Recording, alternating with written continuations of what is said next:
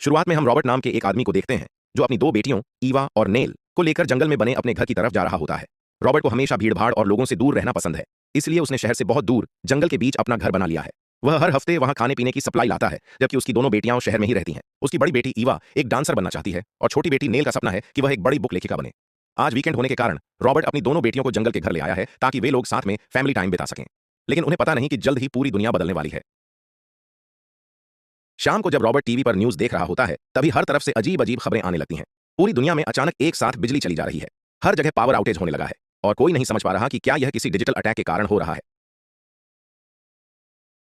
कुछ देर बाद उनके घर की लाइट भी चली जाती है और उनके फोन का नेटवर्क भी बंद हो जाता है। अब वे बाहर किसी से संपर्क नहीं कर सकते। उन्हें लगता है कि शायद ये कोई गंभीर बात नहीं होगी, सरकार जल्दी ठीक कर देगी। नेल पढ़ाई करने के लिए अपनी कार से टॉर्च लेने जाती है, लेकिन वह गलती से कार का दरवाजा ठीक से बंद नहीं करती। रात भर दरवाजा खुला रहने के कारण कार की लाइट जलती रहती है और सुबह तक बैटरी पूरी तरह डेड हो जाती है। सुबह जब रॉबर्ट कार स्टार्ट करके शहर जाने की कोशिश करता है ताकि वह हालात का अंदाज लगा सके, तो उसे पता चलता है कि कार स्टार्ट ही नहीं हो रही। उसे समझ आता है कि दरवाजा खुला रहने की वजह से बैटरी खत्म हो गई है। अब रॉबर्ट कार की बैटरी चार्ज करने का तरीका ढूंढने लगता है और बाहर दो बहनें रेडियो से दुनिया की हालत जानने की कोशिश कर रही होती हैं। रेडियो में बताया जाता है कि लोगों को धैर्य रखना चाहिए और हर देश की सरकार बिजली वापस लाने में लगी है। तीनों कई तरीकों से कार स्टार्ट करने की कोशिश करते हैं, लेकिन कोई तरीका काम नहीं आता। साथ ही वे रेडियो पर यह भी सुनते हैं कि वैज्ञानिक अब तक समझ नहीं पाए हैं कि विस्फोट का असर इतना बड़ा क्यों है कि बिजली पूरी तरह गायब हो गई। एशिया में ब्लैकआउट की वजह से दंगे तक शुरू हो गए हैं। अमेरिका में भी सरकार ने घोषणा की है कि जब तक समस्या ठीक नहीं होती, लोग अपने घरों से बाहर न निकलें और खाना पानी का स्टॉक कर लें, क्योंकि ऐसी स्थिति में लूटपाट और हमले भी शुरू हो सकते हैं। क्योंकि कार स्टार्ट नहीं हो रही, वे शहर नहीं जा सकते, इसलिए वे जंगल के घर में ही रहते हुए रेडियो से खबरें सुनते रहते हैं। लेकिन 14 दिन बीतने तक रेडियो का सिग्नल भी बंद हो जाता है, यानी बाहर स्थिति और अधिक बिगड़ चुकी है। इलेक्ट्रॉनिक्स बंद होने के साथ अब रेडियो भी बंद हो गया है। धीरे धीरे जंगल के घर में रहते हुए 10 और दिन बीत जाते हैं। बिजली अब तक वापस नहीं आई है। उनका खाना और पानी कम होते जा रहा है। इसी वजह से रॉबर्ट अब अपनी कार स्टार्ट करने का तरीका ढूंढने की कोशिश करता है। रॉबर्ट कार को चालू करने के लिए एक और तरीका सोचता है। वह अपनी चेन सॉ, जो बिजली से नहीं चलती, की मदद से कार की बैटरी चार्ज करता है और आखिरकार कार स्टार्ट हो जाती है। यह देखकर दोनों बहनें बहुत खुश होती हैं। 10 दिन बाद आखिर तीनों अपनी कार में बैठकर शहर के लिए निकल पड़ते हैं। उन्हें अब तक बाहर की दुनिया की कोई जानकारी नहीं होती। रास्ते में वे देखते हैं कि शहर के पास के कई घरों को चारों तरफ से लोहे की बाड़ लगाकर सुरक्षित किया गया है। यहाँ सब कुछ शांत दिखाई देता है। सड़क पर आते ही वे देखते हैं कि बहुत से गैस स्टेशन बंद पड़े हैं। शहर पहुंचकर वे पहले स्टोर में खाना पानी लेने जाते हैं। वे देखते हैं कि स्टोर की ज्यादातर चीजें खाली पड़ी हैं। तभी पीछे से स्टोर का मालिक स्टैन बंदूक लेकर अंदर आता है और चेतावनी देता है कि वे उसकी दुकान लूटने की कोशिश न करें। वह बताता है कि कल ही उसने 2 चोरों को गोली मारी है। रॉबर्ट तुरंत समझाता है कि वे चोरी नहीं कर रहे, बल्कि पैसे देकर सामान खरीदना चाहते हैं। फिर स्टैन उन्हें पिछले 10 दिनों की सारी घटनाएं बताता है कि कैसे बिजली गुल होने के बाद लोगों ने दुकानों में लूटपाट शुरू कर दी और अब कई दुकानदार लोग देखते ही गोली मार देते हैं। स्टैन यह भी बताता है कि उसकी दुकान में अब बहुत कम सामान बचा है और हर चीज की कीमत 100 गुना बढ़ गई है। यह हालत देखकर रॉबर्ट सारे बचे हुए सामान खरीद लेता है, क्योंकि उन्हें पता नहीं आगे दुनिया में क्या होने वाला है। और पैसे तो अब कागज के टुकड़े जैसे ही हैं। वे 5 गैलन पेट्रोल भी ले लेते हैं ताकि जरूरत पड़ने पर जंगल से फिर शहर आ सके। पैसे देते समय स्टैन रॉबर्ट से उसका घर का पता पूछता है। अपनी फैमिली की सुरक्षा के लिए रॉबर्ट झूठ बोलता है कि वे इसी शहर में रहते हैं, लेकिन उसके आईडी से स्टैन समझ जाता है कि रॉबर्ट का असली घर शहर से बहुत दूर जंगल में है।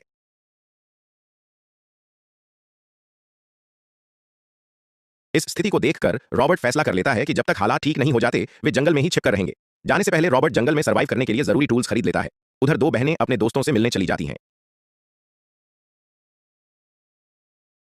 ईवा जाने से पहले अपनी टीचर के साथ डांस प्रैक्टिस करती है और नेल अपने बॉयफ्रेंड इलिया से मिलने जाती है। वहां इलिया और उसके दोस्त पुराने दिनों की तरह आग जलाकर पार्टी कर रहे होते हैं। उन्हें अब भी विश्वास है कि सब कुछ बस कुछ दिनों में ठीक हो जाएगा। यही वजह है कि इलिया और उसके कई दोस्तों ने खाना पानी का कोई स्टॉक नहीं रखा। रात होने पर रॉबर्ट अपनी दोनों बेटियों को लेने आता है और वे तीनों दोबारा जंगल वाले घर की ओर लौटने लगते हैं। अब वे वहीं रहेंगे जब तक हालात सामान्य नहीं हो जाते। लेकिन लौटते समय वे सड़क पर देखते हैं कि कुछ लोग एक रुकी हुई कार में बैठे एक यात्री के साथ बुरा व्यवहार कर रहे हैं। रॉबर्ट उन्हें बचाने के लिए कार रोकता है, लेकिन रॉबर्ट यह देखकर समझ जाता है कि वहां 2 आदमी हथियार लिए खड़े हैं और उसकी कार में उसकी 2 बेटियां भी बैठी हैं। इसलिए अपनी बेटियों की सुरक्षा के लिए वह वापस सड़क से हटकर उन्हें अनदेखा करता है और घर की ओर बढ़ जाता है। तीनों यह देखकर समझ जाते हैं कि अब दुनिया पहले जैसी नहीं रही। अब कोई नियम कानून बचा नहीं है। लोग हथियार के दम पर जो चाहे कर सकते हैं। इसलिए रॉबर्ट फैसला कर लेता है कि अब वे बाहर नहीं जाएंगे। धीरे धीरे कई हफ्ते बीत जाते हैं। तीनों अपने जंगल वाले घर में सुरक्षित रहते हैं, लेकिन बिजली अब तक वापस नहीं आई है और अब तो उन्हें रेडियो पर भी कोई खबर नहीं मिलती। बाहर दुनिया में क्या चल रहा है उसे जानने का कोई तरीका नहीं। इसलिए रॉबर्ट अपनी बेटियों को चेतावनी देता है कि हो सकता है इतने लंबे समय की बिजली कटौती के बाद समाज पूरी तरह टूट चुका हो। बाहर हर तरफ अराजकता फैल चुकी होगी, लेकिन उनका घर जंगल में होने की वजह से वे अब तक सुरक्षित बने हुए हैं। अब रॉबर्ट चाहता है कि उसकी दोनों बेटियां भी जंगल में रहकर खुद से जीना सीखें, क्योंकि पिछले कई हफ्तों से सारी जिम्मेदारियां वही निभा रहा है। और अगर कभी उसके साथ कुछ हो गया तो दोनों बहनें क्या करेंगी? रॉबर्ट उन्हें जंगल की हर जरूरी बात सिखाने लगता है। पास ही एक प्राकृतिक पानी का स्रोत है। उसने कुछ मुर्गियां पाली हैं जिससे रोज अंडे मिलेंगे। वह अब आसपास खेती भी शुरू करेगा और कभी कभी जंगल में जाकर जंगली जानवरों का शिकार भी किया जा सकता है। यानी खाने पीने की कोई कमी नहीं होगी, बस उन्हें मेहनत करना सीखना होगा।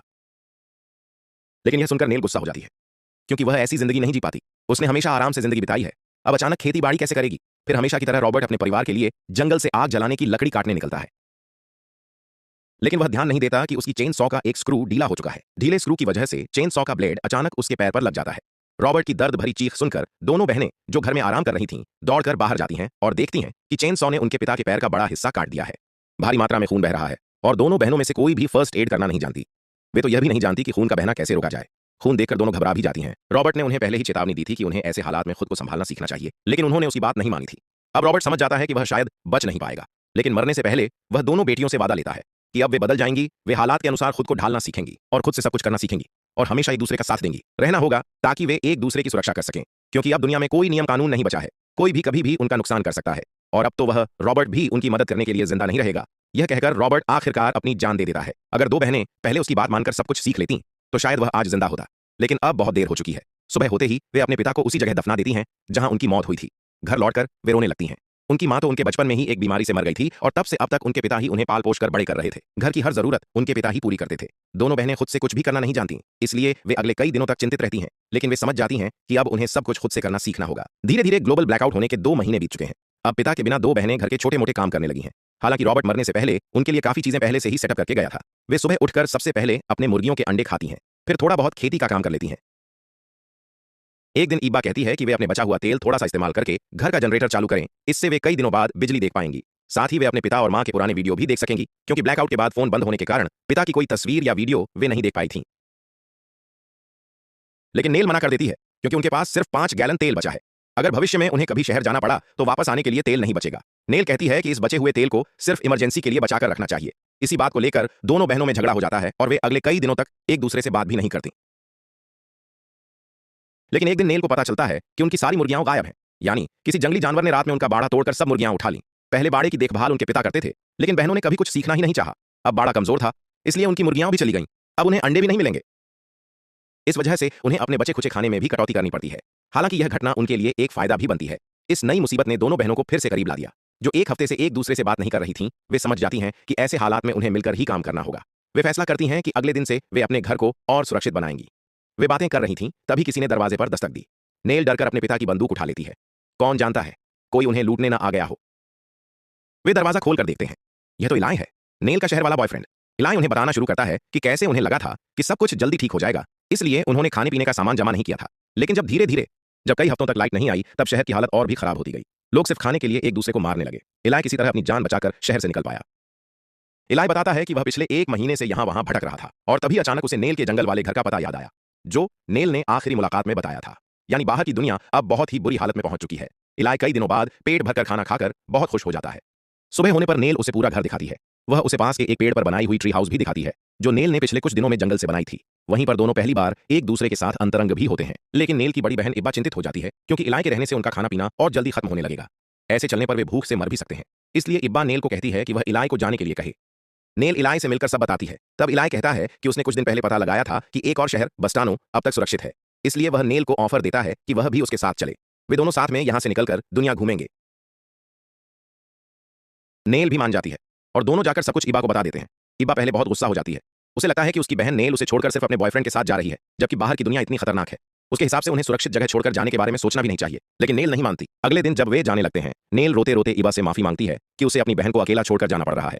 इबा भी जाते वक्त उसे शुभकामनाएं देती है और कहती है कि वह अपना ख्याल रखे और शहरों के बीच की मुख्य सड़कों से न जाए, वहां खतरा ज्यादा है, इसलिए जंगल के रास्ते ही चले। नेल इलाय के साथ बाहर निकल जाती है। इबा अकेले रह जाने की वजह से बहुत उदास होती है। वह गुस्से और अकेलेपन को कम करने के लिए महीनों बाद नाचती है ताकि उसका मन हल्का हो सके। उधर नेल और इलाय पूरा दिन जंगल पैदल चलकर रात में एक जगह रुक जाते हैं। उसी रात नेल को अपने पिता की आखिरी बात याद आती है, जो भी हो जाए तुम दो बहनें हमेशा एक दूसरे का साथ दोगी, एक दूसरे का ख्याल रखोगी।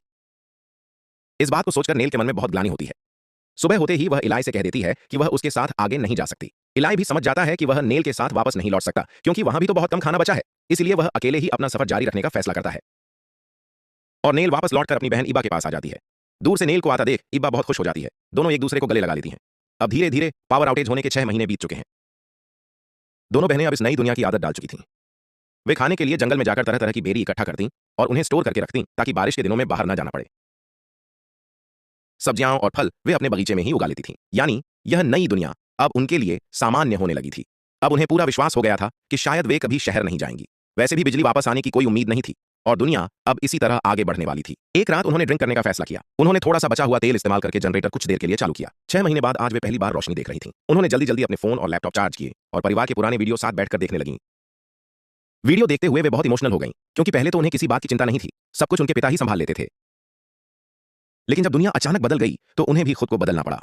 उनके अपने सपने जो कभी बहुत बड़े लगते थे पुरानी दुनिया के साथ ही कहीं पीछे छूट गए। कुछ देर बाद तेल खत्म हो गया और घर की सारी लाइटें बंद हो गईं। अगले दिन हर रोज की तरह इब्बा घर के पास आग जलाने के लिए लकड़ी काटने चली जाती है और नेल अपने हिस्से का काम करने के लिए जंगल में बेरी इकट्ठा करने निकलती है। उस दिन नेल घर से थोड़ी दूर तक चली जाती है और जब इब्बा घर में अकेली रहती है तभी पीछे से एक आदमी आ जाता है। वह और कोई नहीं, स्टैन था। वही स्टैन जिसकी दुकान से रॉबर्ट ने पहली बार सामान लाया था। स्टैन ने चोरी छिपे उनका पता जान लिया था।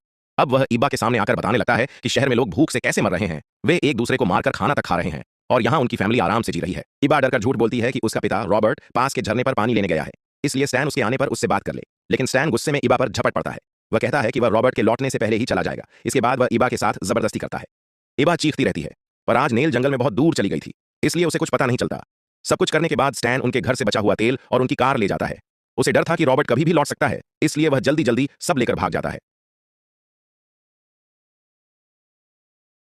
जब नेल लौट कर आती है तब बहुत देर हो चुकी होती है। वह देखती है कि इब्बा की हालत बहुत खराब है। नेल उसे संभालती है। इब्बा अब पूरी तरह ट्रॉमा में चली जाती है और नेल पूरा घर चारों तरफ से बंदोबस्त करके सुरक्षित बनाने लगती है ताकि स्टैन जैसा कोई फिर अंदर न घुस सके। दिन बीतते जाते हैं लेकिन इब्बा उस घटना से कभी उबर नहीं पाती। नेल उसका ध्यान बटाने के लिए रोज कोशिश करती है, सब कुछ सामान्य होने का नाटक करती है, लेकिन कोई असर नहीं होता। 2 महीने और बीत जाते हैं। स्टैन की उस घटना के बाद से इब्बा अब तक कमरे से बाहर नहीं निकली और नेल घर की पास से ही वे सारे काम करती थीं और अब जंगल में न जाने और घर में रहने की वजह से उनका सारा खाना लगभग खत्म होने वाला था। आज जब वे खाली खाने के बर्तन देख रही थीं तभी नेल की नजर एक लिफाफे पर पड़ी। यह उनके पिता रॉबर्ट का था। उसमें उन्होंने कुछ बीज रखे थे जिनसे दोनों बहनें कद्दू उगा सकती थीं। अब इब्बा तो वैसे भी बाहर नहीं निकलती थी, इसीलिए नेल खुद ही उन बीजों को बोने लगती है। इसी बीच जब वह एक भारी पत्थर हटाने की कोशिश करती है तो उसकी कमर में तेज क्रैक की आवाज आती है और वह वहीं गिर जाती है। उसे इतनी दर्द में देखकर इब्बा आखिरकार 2 महीने बाद घर से बाहर निकलती है। वह अपनी बहन नेल को संभालती है और उसे अंदर ले जाती है। नेल अब सुरक्षित थी, लेकिन इब्बा बताती है कि बाहर का बगीचा उसे स्टैंड वाले हादसे की याद दिलाता है, इसलिए वह अब बाहर नहीं जा सकती। नेल उसे समझाती है कि वह अतीत को भूल जाए और उनके भविष्य के बारे में सोचे। अब कुछ ही दिनों में इब्बा की तबीयत बिगड़ने लगती है। उसे बार बार उल्टी आती है। नेल जल्दी समझ जाती है कि इब्बा असल में प्रेग्नेंट हो गई है। स्टेन ने जो कुछ उसके साथ किया था यह बच्चा उसी का परिणाम था। अब उनके सामने एक और बड़ी समस्या खड़ी होती है, वे इस बच्चे को कैसे गिराएं? कोई दवा, कोई मेडिकल सुविधा कुछ भी नहीं था। इब्बा कहती है कि अब उन्हें इसी के साथ जीना होगा। फिर 7 महीने और बीत जाते हैं। मतलब ब्लैकआउट के 1.5 साल बाद इब्बा किसी भी समय बच्चे को जन्म दे सकती थी। इसलिए नेल एक किताब से सुरक्षित डिलीवरी की तकनीकें सीखने की कोशिश कर रही थी ताकि वह अपनी बहन की मदद कर सके। नेल घर के लगभग सभी काम करती थी ताकि इब्बा को आराम मिले और उसके शरीर में विटामिन की कमी न हो। इसके लिए वह जंगल जाकर एक सूअर का शिकार भी करती थी। रात होते ही वह घर को चारों तरफ से ढक देती थी ताकि कोई अंदर न घुस सके। लेकिन बारिश और तूफान दिन ब दिन बढ़ते जा रहे थे। नेल को घर के सारे काम करने होते थे, इसलिए वह छत की मरम्मत नहीं कर पाती थी। एक सुबह जब उनकी नींद खुलती है तो वे जोर से आवाज सुनती हैं। नेल को लगता है कि कोई अंदर घुसने की कोशिश कर रहा है, लेकिन असल में उनकी छत बारिश और तूफान के कारण टूटने लगी थी। इसी समय इब्बा को लगता है कि शायद बच्चा आने वाला है। नेल देखती है कि छत तेजी से टूट रही है और नहीं पता बच्चा आने में कितने घंटे बचे हैं, इसलिए घर में रहना अब सुरक्षित नहीं था। नेल इब्बा को लेकर उनके पुराने ट्री हाउस में चली जाती है जिसे वह पिछले कुछ महीनों से बना रही थी। और उसी रात जब फिर तूफान आता है, नेल किसी तरह इब्बा की सुरक्षित डिलीवरी करवाती है और उनका एक स्वस्थ बेटा जन्म लेता है। तूफान थमने के अगले सुबह दोनों बहनें खुश होती हैं कि बच्चा सुरक्षित पैदा हुआ। कुछ देर बाद जब वे घर लौटती हैं तो देखती हैं कि छत अब और भी ज्यादा टूट चुकी है। वे समझ जाती हैं कि अब इस घर में रहना बिल्कुल सुरक्षित नहीं। बच्चे और इब्बा दोनों के लिए यह खतरा था। अब इब्बा को एक आइडिया आता है और वह इब्बा कहती है कि यह घर तो इस बारिश के मौसम में वैसे भी टिक नहीं पाएगा, तो क्यों ना वे थोड़ा तेल इस्तेमाल करके इस घर को पूरी तरह जला दें और फिर वे उसी ट्री हाउस में शिफ्ट हो जाएंगे। दरअसल उन्हें डर था कि स्टेन को अभी भी यहाँ का पता है। कौन जाने वह फिर कभी लौट आए और इस बार बच्चे को छीन ले। इसलिए अगर वह कभी लौटे तो जलते हुए घर को देखकर उसे लगे कि उनका पूरा परिवार इसी घर में मर चुका है और वह वापस चला जाएगा। नेल को यह आइडिया सही लगता है। अब वे घर से पहले ही अपने सारे काम के सामान इकट्ठा कर लेते हैं और सब कुछ पैक कर लेते हैं ताकि वे सब सामान अपने लिए ट्री हाउस में शिफ्ट कर सकें। और जब रात होती है और वे सारे सामान बाहर निकाल लेते हैं तो आखिरकार वे घर में तेल डालकर आग लगा देते हैं। पूरे 1.5 साल यहाँ रहने के बाद अब वे अपनी अंतिम आधुनिक संरचना को भी जला देते हैं। इसका मतलब यह है कि अब उन्हें पूरी तरह से प्रकृति के साथ रहना होगा। दोनों बहनें सोचती हैं कि 1.5 साल पहले जब ये सभी आपदाएं शुरू हुई थीं और वे अपने पिता के साथ इस घर में आई थीं, तब वे अपने लिए खाना तक बनाना नहीं जानती थीं। लेकिन जब उनके पिता की मृत्यु हुई और परिस्थितियां बदल गईं, तब उन्हें समय के साथ खुद को बदलना पड़ा। अब वे जंगल में खुद से घर बना सकती हैं, खेती बाड़ी और शिकार तक कर सकती हैं। साथ ही अब उनके साथ एक बच्चा भी है। इस आपदा ने उन्हें और भी मजबूत बना दिया है, और यही आपदा कुछ लोगों के असली चेहरे भी उनके सामने ला चुकी है। उन्होंने देखा कि कैसे कुछ लोगों की नैतिकता और सिद्धांत परिस्थितियों के बदलने पर पीछे रह जाते हैं और वे जानवर बन जाते हैं। अब कोई नहीं जानता कि पृथ्वी फिर से पहले जैसी कब होगी, लेकिन दुनिया फिर से पहले जैसी होने से पहले ईबा और नेल जैसे बहुत कम सर्वाइवर अब प्रकृति के साथ रहना सीख चुके हैं। और यहीं इस कहानी मूवी का समापन होता है।